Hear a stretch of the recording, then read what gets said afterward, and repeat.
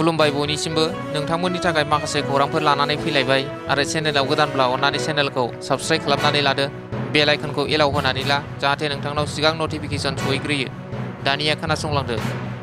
गिबि खौराङाव दङ गसाइगाव महकुमानि सिङाव थानाय सिंगिबारि गामिनि थागिबि बिराद बसुमतारिया प्रेसार स्ट्रकजों भुगिनांगासिनो दङ। नखरनि सुबुङा फोरमायनाय बादिब्ला बिराद बसुमतारिया माखासे सान सिगांनिफ्रायनो प्रेसार स्ट्रक जानायनि उनाव माखासे गोब्राब देहानि जेंनाफोरजों भुगिनांगासिनो दङ।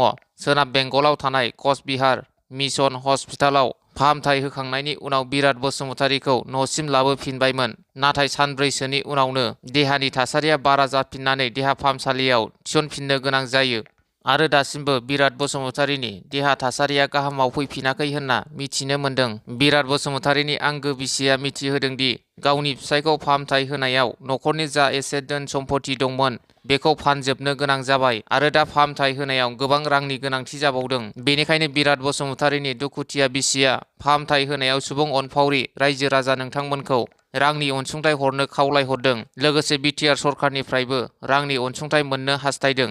सुबुं अनफावरि रायजो राजा नोंथांमोनहा बिराद बसुमतारिखौ फाहामथाय होनायाव रांनि अनसुंथाइखौ महेन गयारिनि एकाउन्ट नाम्बार 264880046173 आइबिसि कड UCBA 0002648 आरो 7330881763 नाम्बाराव गुगोल पेनि गेजेरजोंबो हरनो हागोन।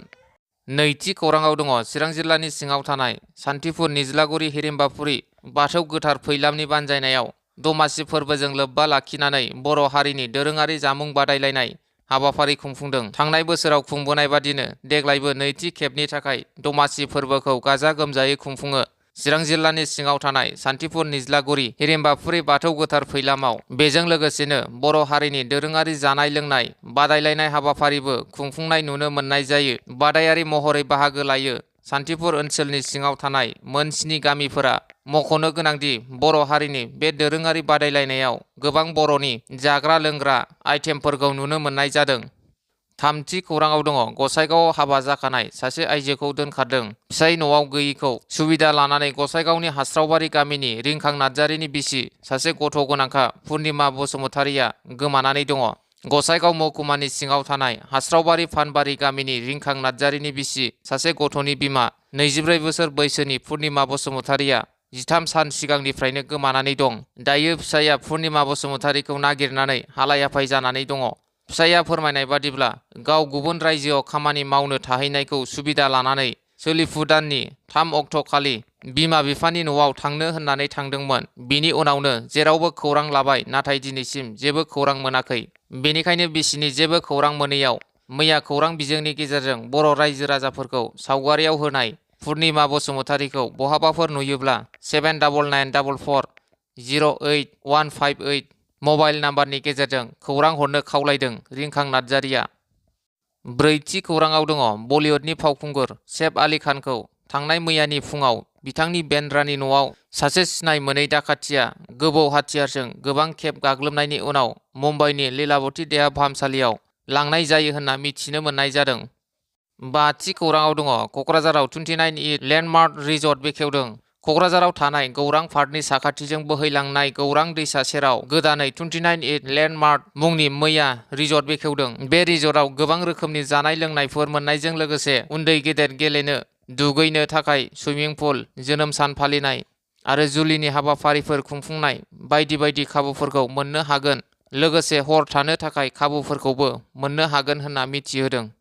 द'थि खौराङाव दङ बरिमाखा दख'रा एबसुआ न'खर न'खर थांनानै मान होनाय हाबाफारि लादों। मागो दमासि फोरबोजों लोब्बा लाखिनानै बरिमाखा दख'रा एबसुनि बिबानगिरिफोरा दख'रानि सिङाव थानाय गामिफोराव थांनानै बिबानगिरिफोरनि बिमा बिफा बिदाफोरखौ लोगो हमहैनायजों लोगोसे गेदेरफोरखौ खुलुमनाय आरो उन्दैफोरनो अननाय होनाय हाबाफारि लादों। स्निथि खौराङाव दङ चक्रा मण्डलीनि एसटि टेरेसा रमान केथलिक गिर्जा न'आ अर खामदों। उदालगुरि आमबागाव चक्रा गामिनि एसटि टेरेसा रमान केथलिक गिर्जा न'आ मोनानि 10 रिंगासोआव मिथिस्लाबै अर खामना सेवहांगार जालांनायनि सायाव खुंथायाव थानाय खुंगिरि आरो पुलिस बिफानखौ थाबैनो संदानना जाथाय खालामग्राखौ नायबिजिरनो बर' बाप्टिस्ट कनभेन्सन सुंद'यै BBCनि दैदेनगिरि बिथांमोनाबो जाथायनि सायाव नायबिजिरनो खावलायदों। दाइनथि खौराङाव दङ उम्रांसु खैला खनिनि जाब्रबथायाव जिउ गोमानाय नखरफोरनो आसामनि गिबि मन्थ्रि डक्टर हिमन्त बिश्व शर्माया 10 लाख रां अनसुंथाइ होनो फोसावदों। गुथि खौराङाव दङ प्रबिन बर'आ बिपिएफ दोलोआव फैफिनबाय। चिरां जिल्लानि साम्पाबथियाव थानाय बाथौ खेराइ फेमिलि रिजर्टआव मैया फिन जयनिं जाफैयो प्रबिन बर'आ आरो खौरांगिरि मेलनि गेजेरजों बिपिएफनि आफादगिरि हाग्रामा महिलारिया फैगौ 21 जानुवारियाव खुंफुंजानो गोनां बिपिएफनि 6थि 3 बोसोरसालिया जथुम्माखौ 19 आरो 20 जानुवारियाव खुंफुंनाय जागोन होननानै मिथिहोयो। 10थि खौराङाव दङ बिपिएफनि राजु आरो बिरखां बिथांमोनखौ 20,000 रां होगोन होनना थगायना बिपिएफआव जगदान जानायनि उनाव फिन इउपिपिएलआव फैफिनदों। थांनाय मैया देबोरगाव ब्लकनि सिङाव थानाय हलथुगाव प्राइमारि इउपिपिएल राजखान्थि हान्जानि मावथि सोद्रोमाफोरखौ मैया बिसमुरि इयट बिपिएफ अफिसाव राजु आरो बिरखां बिथांमोनखौ सासेयाव 20,000 रां फैसा होगोन होननानै लोगोसे टिकानि खोथा रायज्लायनो होननानै थगायनानै लिंलांना बिपिएफ दोलोआव जयनिं जाहोहैनायखौ दुखु मोननाय फोरमायदों जयनिं जानाय बिथांमोना।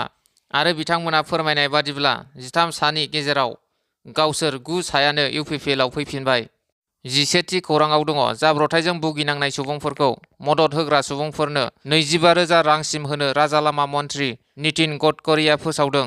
मिरु लामा रोगाथाइ आरो राजालामा मन्थ्रि नितिन गडकरिया फोसावदों दि जाब्रबथायजों भुगिनांनाय सुबुंफोरखौ मदद होग्राफोर गुड सामारिटान्सनि थाखाय बान्थाखौ 25,000 रांसिम बांहोनाय जागोन होनना मिथिनो मोननाय जादों आरो बियो आथिखालाव होनाय 5,000निफ्राय 5 गुन बांसिन।